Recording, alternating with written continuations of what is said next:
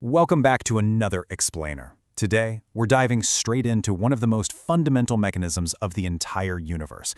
We're talking about the universal mechanics of how energy actually travels through our world and, well, through the entire cosmos. If you've ever found yourself wondering exactly how information, heat, or sound manages to get from point A to point B, you are definitely in the right place. Let's get into it. So think about this for a second. What do ocean ripples, the sound vibrations coming off a guitar string, and the X-rays they use in a hospital all have in common? I mean, on the surface, they seem completely unrelated, right? But fundamentally, they're actually governed by the exact same physical principles. They are all, at their core, waves. Here's our roadmap for today's explainer. First, what are waves? Second, transverse versus longitudinal. Third, the anatomy of a wave.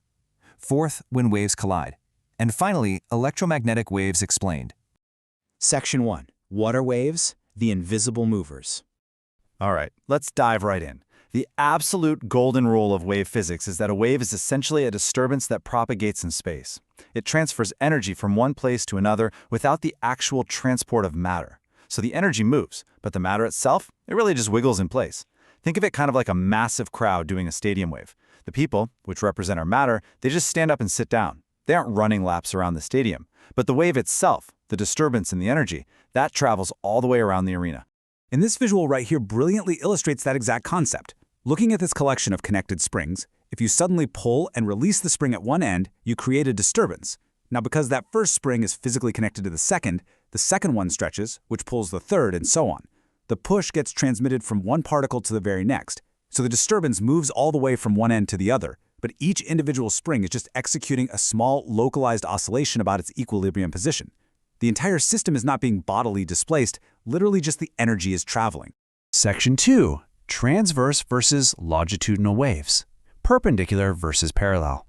So the absolutely crucial point to understand here is the direction of the particle vibration compared to the actual direction the wave is traveling.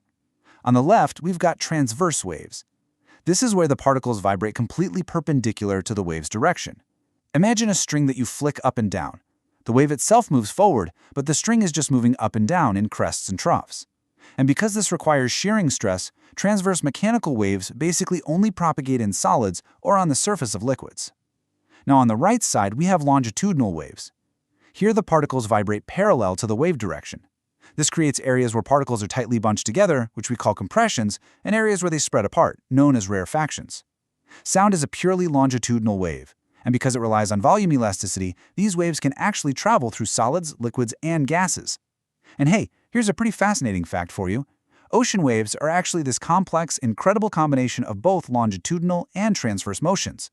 The water particles are moving up and down, and back and forth. Section 3.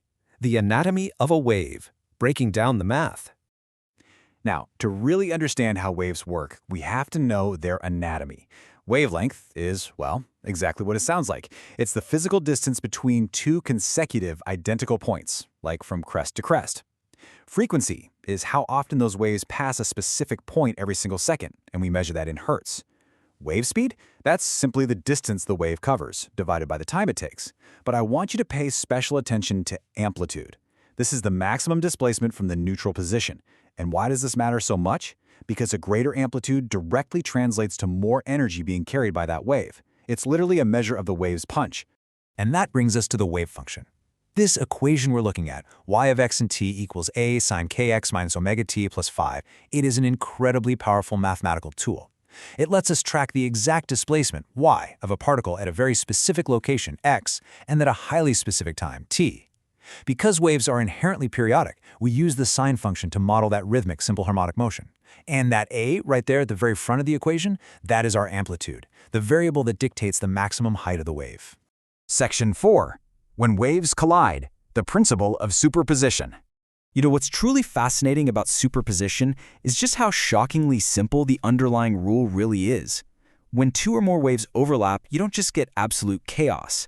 Their mathematical displacements simply combine. So if wave 1 has a displacement of y1 and wave 2 has a displacement of y2, the resulting wave is literally just y1 plus y2. It's that simple. If two crests meet, they add up to form an even bigger crest. We call that constructive interference.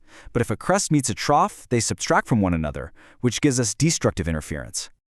This incredibly simple principle of adding displacements leads to some wild real-world phenomena. We just talked about interference, right?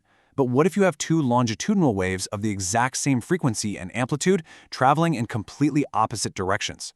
Well, their displacements can perfectly cancel out their movement at certain specific points, forming what scientists call a standing wave. And what if you have two waves traveling in the same direction but with slightly different frequencies? They'll actually drift in and out of phase with each other. This creates a pulsing variation in the amplitude known as beats. The beat frequency is simply the absolute difference between those two parent frequencies. Section 5. Electromagnetic waves explained, energy in a vacuum. Okay, so how do we transition from mechanical waves, which absolutely need a physical medium to travel through, to waves that can travel through literally nothing at all? Well, according to Maxwell's theory, it happens in 3 key steps. Step 1. You accelerate an electric charge. When that charge oscillates, step 2 happens. It creates a time-varying, constantly changing electric field. And here is where the absolute magic of the universe kicks in. That changing electric field, in turn, generates a changing magnetic field, which then generates another electric field, and so on and so forth. It effectively becomes a self-sustaining disturbance of coupled electric and magnetic fields, just propagating endlessly through space. And because these waves don't have to push any physical matter out of the way, they move fast, like extremely fast. In a vacuum, all electromagnetic waves, whether we're talking about radio signals, the visible light we see with our own eyes, or hospital X-rays, they all travel at exactly 299,792,458 meters per second. This isn't just the speed of light, folks. This is the absolute cosmic speed limit of our entire universe. Let's take a second to organize the really critical physics formulas derived from Maxwell's equations, as we can see laid out here. Pay special attention to formula number 2. The wave equation for an electromagnetic wave looks incredibly similar to the mechanical wave function we looked at a few minutes ago, right? We're just substituting the displacement with electric field strength, denoted by E. But look really closely at formula number 4. The speed of light, c, is simply equal to the electric field divided by the magnetic field. This perfectly highlights how intimately the electric and magnetic fields are tied to one another in order to sustain these incredible waves. So, we started today with mechanical waves moving through matter. We then moved on to electromagnetic waves, which can move without any matter at all. But I want to leave you with a final, completely mind-bending thought. In the quantum mechanical description of nature, there's actually a third kind of wave that exists: matter waves. What if the fundamental building blocks of matter, electrons, protons, entire atoms, actually behave as waves themselves? How does that change our entire understanding of reality? Now, that is a massive question for another explainer, but it's exactly where the physics of waves leads us next. Keep questioning, keep learning, and thank you so much for joining me today to explore the invisible movers of our universe.